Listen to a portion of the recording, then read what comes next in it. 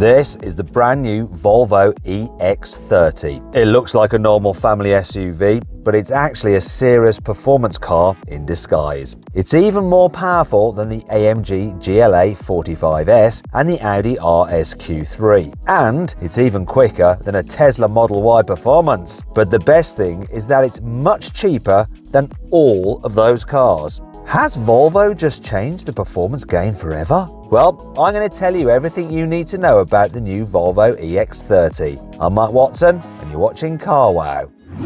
Buy, sell, CarWow. Before I talk about this car's performance, I need to tell you about the design. All modern Volvos look stylish and understated, but I reckon the new EX30 could be the best of the bunch. It looks like a real upmarket SUV, but it's absolutely tiny. It's less than 4.25 meters long, which means it's even shorter than a Volkswagen ID.3, but I think it looks much cooler. Volvo has resisted the urge to give it a huge fake grille or loads of shiny plastic. There's a diagonal line and a Volvo logo in the middle of the bumper, and that's it. It looks much more interesting than a Tesla Model Y, and I reckon it'll still look modern in 10 years' time, unlike the Tesla, which will probably still look like a bar of soap.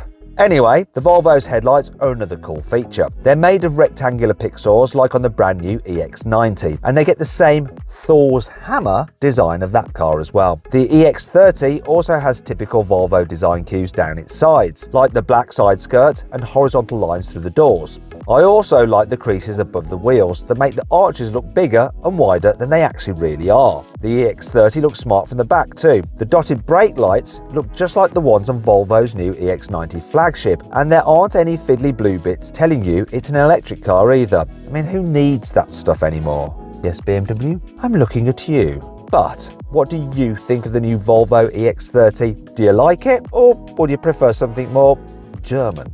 I'll put a pinned comment below so you can vote on who you think makes the best looking electric SUVs: Volvo, BMW, Mercedes or Audi.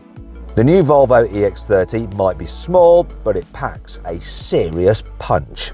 There are a few different models to choose from, including a single motor car with rear-wheel drive that makes 272 horsepower. But the one I'm most excited about is the dual motor car with all-wheel drive. This one produces a whopping 428 horsepower. That means it's one of the most powerful Volvos ever made. And it's also more powerful than lots of dedicated performance cars. I'm talking about Mercedes AMGs and Audi RS models. This new Volvo has 7 more horsepower than an AMG A45S and GLA 45S, and it has 28 more horsepower than you get with an Audi RS3 or RSQ3. But power is only half of the story. This new Volvo has absolutely loads of torque. It cranks out 543 newton meters, which is 43 newton meters more than you get in the A45S and GLA 45S. And it's 63 newton meters more than you get in an Audi RS3 and RSQ3. It's only 17 newton meters less than you get from the 5.2 litre naturally aspirated V10 in an Audi R8. That's mighty impressive for a small electric SUV.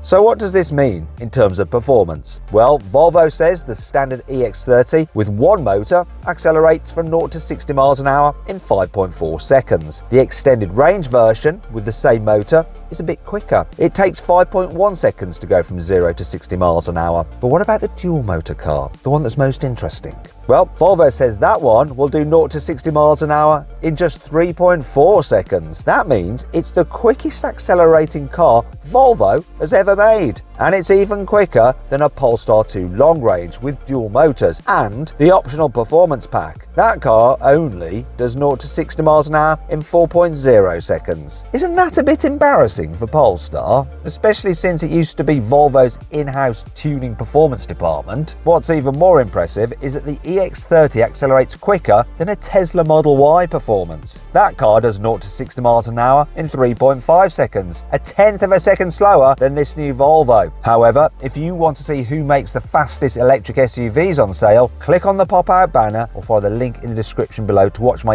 EV SUV drag race. Volvo hasn't been too outlandish with the EX30's cabin. There's a portrait touchscreen in the middle, which I'll tell you about in a bit, and you get a vertical air vent on either side of it. That's pretty similar to what you get in an XC40 or XC60, but the EX30 does away with any sort of clear detail at all. It's as though Marie Kondo snuck inside Volvo's design studio and erased half of their work. There aren't any fiddly details anywhere, and the whole dashboard is made up of curved panels and simple shapes. And even the gear selector has been moved onto a stalk behind the steering wheel. Despite all this though, you can customize the interior. Well, a bit. Volvo gives you the option of 4 different colour and trim combinations that are all made using different recycled materials. Of course they are. I'm going to tell you more about those as well in a bit, and some of them are a little bit weird. This new Volvo is actually based on the Smart #1 SUV. Smart and Volvo are part-owned by Chinese firm Geely, so they've decided to share parts to help keep production costs down, and of course, profits up. This means the EX30 has the same motors as the Smart, and the dual motor version has the same power as the top specification Smart #1 Brabus. These two cars don't share their batteries though. All versions of the Smart get a battery with 62 kilowatt hours of usable capacity. But the Volvo is a bit more complicated. Entry-level cars have a usable battery capacity of 49 kilowatt hours, but all of the versions get 64 kilowatt hours. The smaller battery also uses lithium iron phosphate cells, which are cheaper to make than conventional cells. Volvo says this sort of battery is best for people who usually do short trips around town. But what if you need to do longer journeys? How much range do these batteries give you?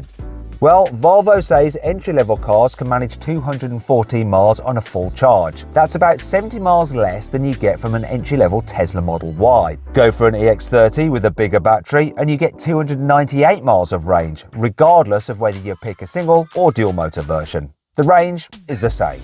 Granted, it's a bit less than the 319 miles you get from a Tesla Model Y Performance, but it's still very impressive, especially considering the EX30 is much cheaper than that car. In fact, it's so much cheaper that you should compare it with something like a Volkswagen ID.3. Pro versions of the ID.3 have 266 miles of range, and the Pro S 347 miles of range. So, a little bit more than the Volvo then.